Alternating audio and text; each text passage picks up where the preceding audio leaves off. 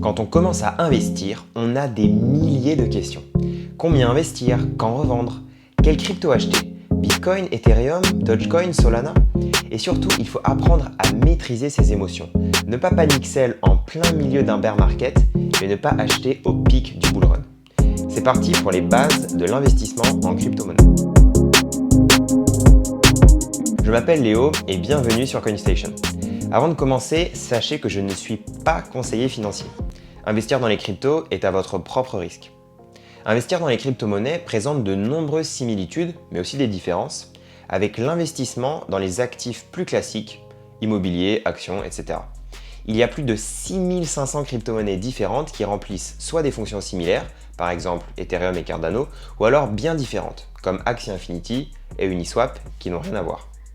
Lorsque vous investissez dans les crypto-monnaies, deux choses qui sont vraiment super importantes, c'est votre tolérance au risque et la durée de votre investissement.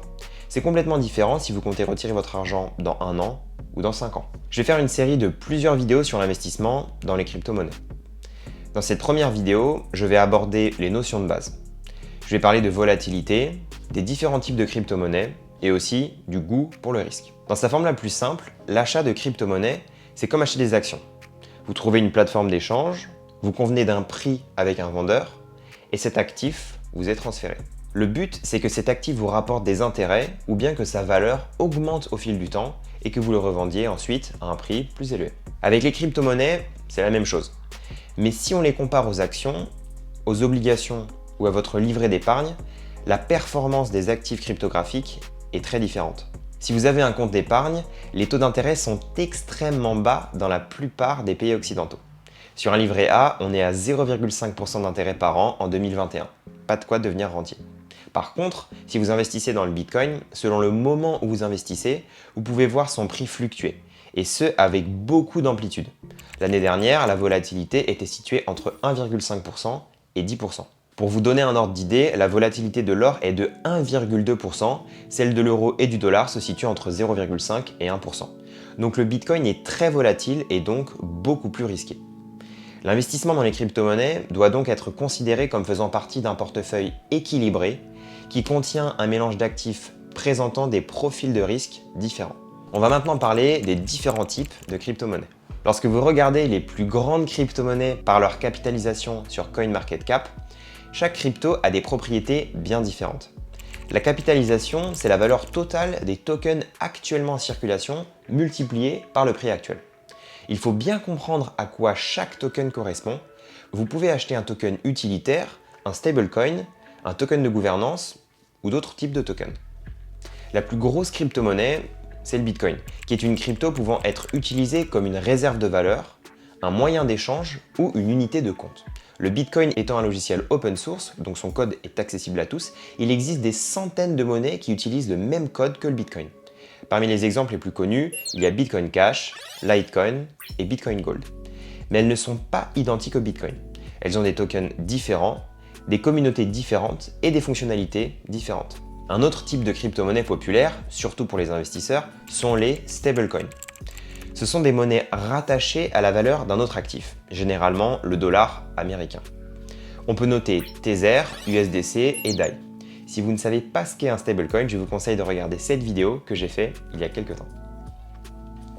La raison pour laquelle les stablecoins sont populaires auprès des investisseurs, c'est qu'ils sont souvent considérés comme une rampe d'accès stable aux crypto-monnaies et qu'ils sont souvent développés et déployés par des sociétés réglementées par les autorités financières. Si vous achetez pour 1000 $ de stablecoin USDC et que vous les revendez dans 6 mois, vous obtiendrez 1000 $. Une des fonctions clés des stablecoins, c'est de pouvoir éviter de payer des taxes. Car dans beaucoup de pays, dont la France, c'est au moment où vous échangez vos cryptos en euros que la taxe s'applique. Mais les gouvernements vont sûrement essayer de taxer le passage en stablecoin très prochainement. Donc regardez bien le site de votre gouvernement avant d'agir. Il existe aussi des tokens utilitaires, qui sont simplement des petites parties d'un produit ou d'un service. L'un des plus célèbres, c'est Filecoin, dont le jeton File permet aux utilisateurs d'accéder à son stockage décentralisé. Il existe des centaines de tokens utilitaires construits sur Ethereum. Le prix des tokens utilitaires a tendance à fluctuer en fonction de leur utilisation. Il existe toute une série d'autres cryptos. Les tokens de confidentialité comme Monero, les tokens de mème comme le Dogecoin, les tokens de gouvernance, et ainsi de suite. Avant d'acheter une crypto, c'est super important de bien comprendre à quoi elle sert. Les crypto-monnaies qui ont le plus de valeur sont très souvent les crypto-monnaies qui permettent à une blockchain principale de fonctionner, où des smart contracts et donc des applications décentralisées peuvent être développées et scalées via des solutions de Layer 2. Donc Ethereum, Cardano, Solana, Polkadot, etc. Et on peut aussi compter Bitcoin grâce à son Lightning Network, même si de base, Bitcoin n'est pas fait pour les applications décentralisées.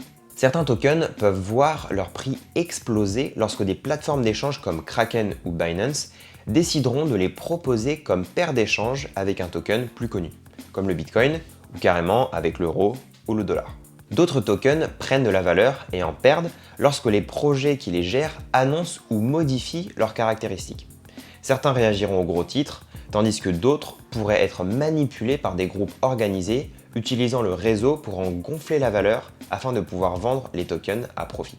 L'une des idées fondamentales à prendre en compte en ce qui concerne les crypto-monnaies est que la communauté est relativement petite, tout comme l'argent qu'elles contiennent, surtout si l'on compare les crypto-monnaies aux autres classes d'actifs qui valent collectivement 256 000 milliards de dollars. Cela signifie que lorsqu'une nouvelle crypto-monnaie voit le jour, la hausse et la baisse de son cours sont souvent plus importantes que ceux que l'on observe dans d'autres classes d'actifs. Êtes-vous fait pour les cryptos? Avant tout, il est hyper important de comprendre votre goût du risque. Si la volatilité du Bitcoin s'est stabilisée en 2020 et en 2021, elle reste bien supérieure à celle des actions et des autres classes d'actifs. Donc si vous ne voulez pas vous réveiller la nuit avec des sueurs froides quand vous voyez que votre portefeuille est passé de 10 000 à 5 000 euros en une nuit, investir dans les cryptos n'est peut-être pas pour vous. Pour moi, c'est un peu comme un entraînement, où on progresse pas à pas. Je me souviens de la première fois où j'ai investi. Il y a 4 ans, c'était un vrai ascenseur émotionnel. Et il faut apprendre peu à peu à se détacher de cette volatilité qui vous fait croire qu'à ce rythme-là, vous allez devenir millionnaire pour que quelques semaines plus tard, après une chute vertigineuse des prix, vous envoyez votre dossier pour toucher le RSA. En termes de durée d'investissement, je pense que c'est toujours bien de voir moyen, voire long terme, donc entre 2 et 10 ans. Il est très dur de se faire de l'argent sur un investissement sur juste quelques semaines ou quelques mois, car c'est toujours très dur de savoir quand acheter et quand revendre. Et pour commencer, c'est toujours mieux de se lancer avec un petit pourcentage de l'argent sur votre compte en banque, par exemple 5% ou 10%, mais ne mettez pas tout d'un coup alors que c'est tout nouveau pour vous. Donc une fois que vous avez bien fait vos recherches avant d'acheter une crypto, que vous vous êtes fixé une durée d'investissement et que vous avez bien conscience de votre capacité à encaisser la volatilité des cryptos et à ne pas céder à vos émotions, vous pouvez vous lancer. Il y a énormément à dire sur ce sujet, donc je referai prochainement d'autres vidéos sur l'investissement. À bientôt!